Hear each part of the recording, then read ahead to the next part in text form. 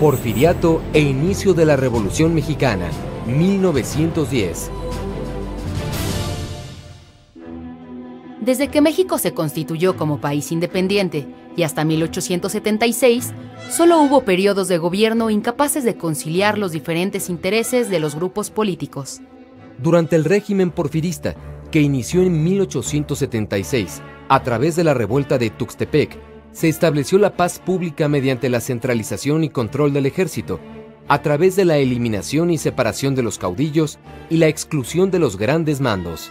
Para tal efecto, se dividió el territorio nacional en 12 zonas militares, y estas en jefaturas de armas para evitar un nuevo ciclo de cuartelazos y golpes de Estado, que habían sido la fuente de la inestabilidad política en la que México había vivido por largo tiempo.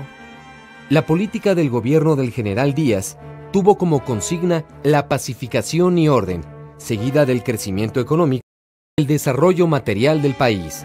La libertad política fue reducida en extremo. No existían las elecciones libres para los poderes federales ni estatales. Los gobernantes eran impuestos por el presidente Díaz y su grupo. El pueblo mexicano no tenía ni voz ni voto. Por otra parte, en el ámbito social, la riqueza se concentró en pocas manos, de tal manera que la mayor parte de la sociedad mexicana vivía en condiciones de pobreza. Se permitió la explotación de los trabajadores que laboraban en condiciones deplorables. Bajos salarios, largas jornadas de trabajo, nulas prestaciones, trabajo dominical y nocturno, inseguridad e insalubridad de los talleres eran las constantes de la vida laboral de los obreros mexicanos. Cuando estos quisieron reclamar sus derechos y hacer propuestas para mejorar su situación, Cananea en 1906 y Río Blanco en 1907 fueron reprimidos con violencia. Los trabajadores del campo no fueron la excepción. Padecieron las mismas condiciones que los obreros. La tienda de raya fue característica del porfiriato. Se permitió la creación de los grandes latifundios, los cuales eran grandes extensiones de tierra en manos de unos cuantos, mientras que la gran mayoría de campesinos mexicanos no contaban con tierras que por lo menos les permitiera sustento diario. En cuanto a la educación, esta se mejoró. Sin embargo, no se satisfacieron las necesidades de la educación popular, ya que más del 80% de la población mexicana era analfabeta.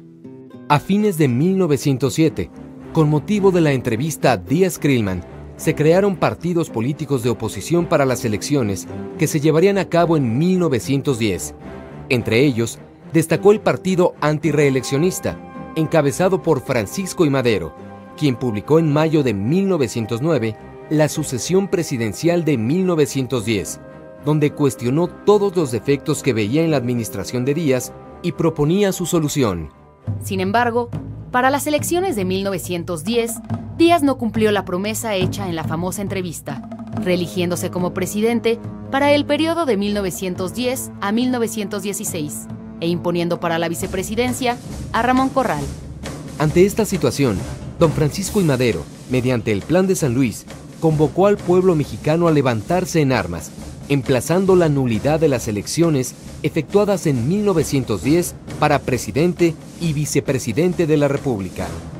El pueblo mexicano, dirigido por Emiliano Zapata, Pascual Orozco y Francisco Villa, se lanzó a la lucha armada el 20 de noviembre de 1910, reclamando su derecho a la propiedad de la tierra, a la justicia social y libertad política. El Ejército Federal, ante esta situación y en concordancia con su disciplina, respondió al llamado del gobierno. La lucha dio inicio con el enfrentamiento entre un ejército profesional y una multitud improvisada.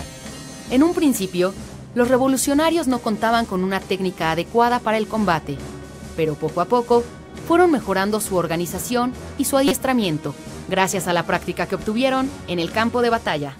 Con el Plan de Guadalupe, redactado por don Venustiano Carranza, los grupos de revolucionarios formaron el Ejército Constitucionalista en 1913, pie veterano de las actuales Fuerzas Armadas Mexicanas.